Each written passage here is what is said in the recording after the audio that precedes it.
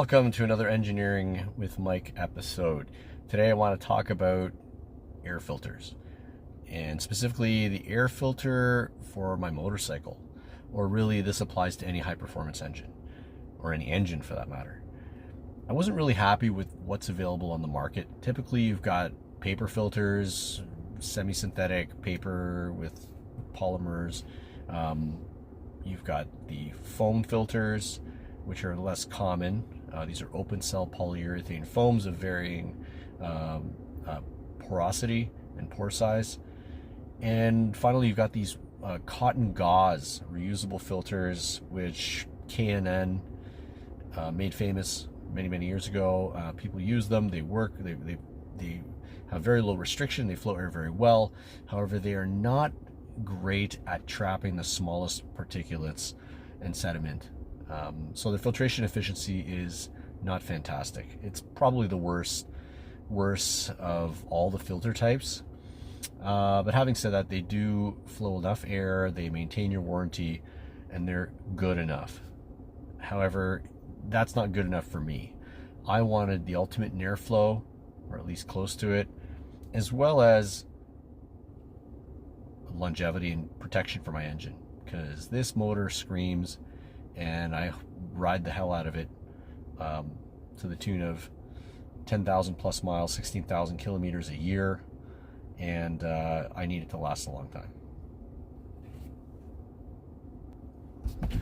So I came up with my own invention, and spoiler alert, I'll just tell you what I did. I bought a gauze panel filter for my motorcycle. It looks just like roughly the same form factor as the standard pleated paper air filter. However, the cotton gauze has huge pores and huge airflow capacity. And to get the fineness of filtration that I wanted, I also added to it a custom-made polyurethane open cell foam pre-filter. Ideally, I'd have a post filter, right? The coarse particulates would be caught by the cotton gauze filter, and then the finer foam filter would catch whatever remained. That's how you do filtration in multi-step fashion. That gives you the highest loading capacity. It also gives you the highest flow capacity. However, I couldn't do that because I didn't want my custom filter to get sucked into the engine. Because if I put it after the gauze filter and it doesn't keep its shape, it'll get sucked into the intake tract and the funnels that lead directly into the cylinders. That's not great, and I would have a hard time explaining that to BMW when I had a warranty claim. So I did it the other way. I put the foam filter ahead of the cotton gauze filter. Not ideal, but still good, and I'll show you the numbers. So again, my setup, the first line, is a K&N gauze filter with a foam topper, if you will, that I custom made. And based on numbers that are freely available, you can estimate the airflow restriction of each of these compared to a standard paper filter that the motorcycle came with and is designed to use. And it looks like they're about equivalent.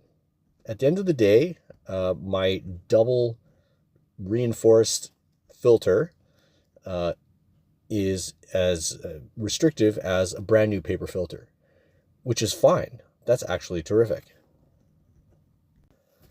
And being as good as a brand new paper filter that the bike was designed to use gives you full advertised horsepower and terrific filtration, because my double filter has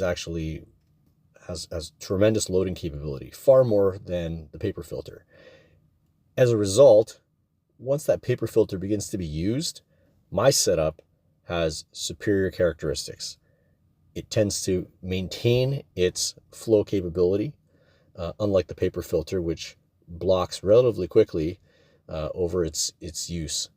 And as a result, for most of the life of this filter, my setup will be better than the paper filter that came with the bike. Better filtration, better loading capability, better performance on average over the life of that filter. Now, even better is my filter setup can be washed and reused. Not that it needs to be, because again, the loading capability of its depth filtration is far superior than that of the surface filtration of the paper filter. I could probably go double, triple, quadruple the amount of time that a paper filter could go and still maintain better flow. In the background, you can see the panel filter, the cotton gauze panel filter, and in the foreground, you can see the metal backing that I made myself using stainless steel mesh. Putting France's newest multi-role fighter squarely in the middle of coalition operations. And I made the corrugations. It dropped a GBU-12 on insurgents threatening Dutch forces in southern Afghanistan from forward bases like Kandahar. You can see that it's all coming into form. The foam deliberately overhangs the metal mesh because that's what's going to seal against the edges of the airbox.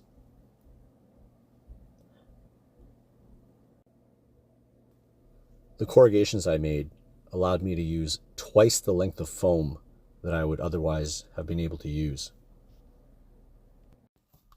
Now we're getting to the ugly bits. To the right is the steering head, to the left is the gas tank. The airbox is underneath the computer, which has got to be pulled out. Now you're looking at it from the other side. The steering head is on the left, the gas tank is on the right. So you're now looking at the foam filter being inserted through the slot that the panel filter would normally go. To the left is the steering head and to the right is the gas tank. And what I'm doing is putting that foam filter through the opening and then pushing it towards the front of the bike. So you can see it kind of disappearing. I'm pushing it towards the front of the bike. The foam edges of the foam edges are, again, not backed by any metal screen, and that allows them to conform to the walls and seal against the walls of the airbox.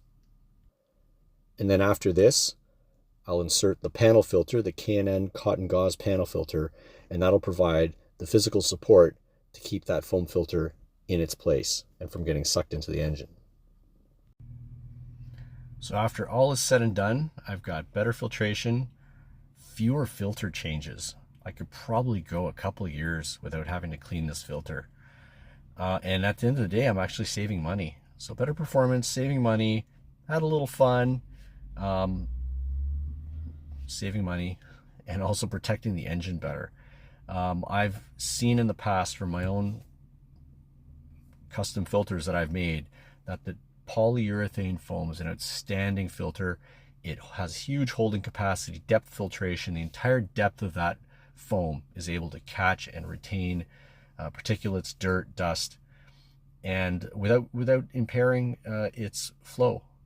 So that is quite unique. The cotton gauze has similar loading capacity because it uses electrostatic or tackiness to hold particulates. It doesn't have it doesn't rely on pore size. It relies on sort of stickiness to trap particulates, and it has excellent holding capacity as well. But the filtration capability, because of the tortuous path of that open cell polyurethane foam, is superior in pretty much every way to the cotton gauze filter.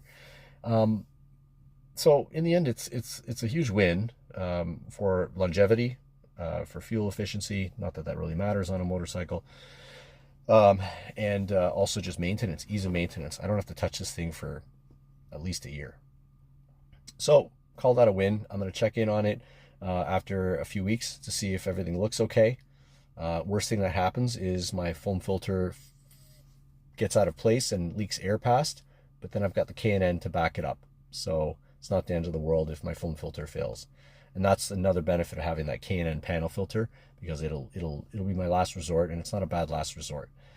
So everything will be okay in pretty much any circumstance.